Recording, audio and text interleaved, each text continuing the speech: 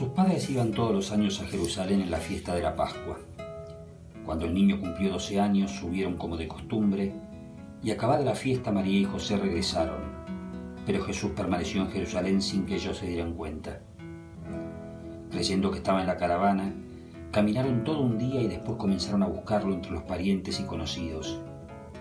Como no lo encontraron, volvieron a Jerusalén en busca de él. Al tercer día lo hallaron en el templo, en medio de los doctores de la ley, escuchándolos y haciéndoles preguntas. Y todos los que lo oían estaban asombrados de su inteligencia y sus respuestas. Al verlo, sus padres quedaron maravillados y su madre le dijo: «Hijo mío, ¿por qué nos has hecho esto? Piensa que tu padre y yo te hemos buscado angustiados». Jesús les respondió: «¿Por qué me buscaban? ¿No sabían que yo debo ocuparme de los asuntos de mi padre?». Ellos no entendieron qué les decía. Él regresó con sus padres a Nazaret y vivía sujeto a ellos. Su madre conservaba estas cosas en su corazón. Jesús iba creciendo en sabiduría, en estatura y en gracia delante de Dios y de los hombres.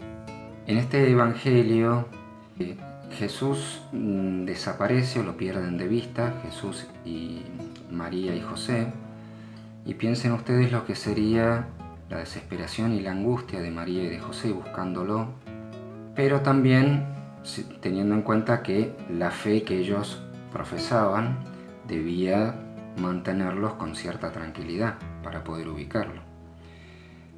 Finalmente, después de un tiempo, a Jesús lo encuentran en el templo predicando, pero también dice escuchando y haciendo preguntas.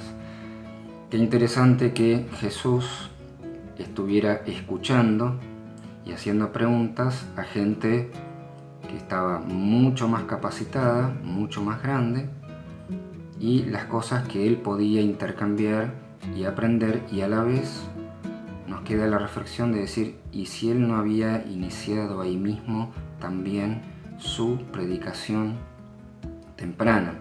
Recordemos que tradicionalmente el Evangelio nos cuenta que él, al cumplir los 30 años, inicia su vida pública. Y él les dice: me estoy ocupando de los asuntos de mi padre, que es comenzar una predicación y una evangelización. Y esto nos lleva también a la reflexión de que hoy, por ejemplo, cuando nosotros recibimos la confirmación, siendo un poco más o alrededor de los 12 años o en la adolescencia, podemos también iniciar algún tipo de evangelización. Y finalmente también cabe la reflexión de la participación y la activa duda y angustia que tenía María. Entonces hay un reproche inicial de María y de José, dice: ¿cómo no nos dijiste?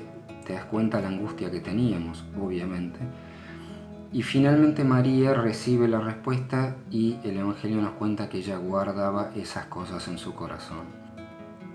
Jesús finalmente vuelve con ellos, pero siempre nos queda la reflexión y no olvidar que ya a esa edad tan temprana Jesús tenía una capacidad y obviamente estaba recibiendo del Padre todo un conocimiento que por adelantado ya lo preparaba y lo iba a ir preparando finalmente para cuando él inicia su vida pública.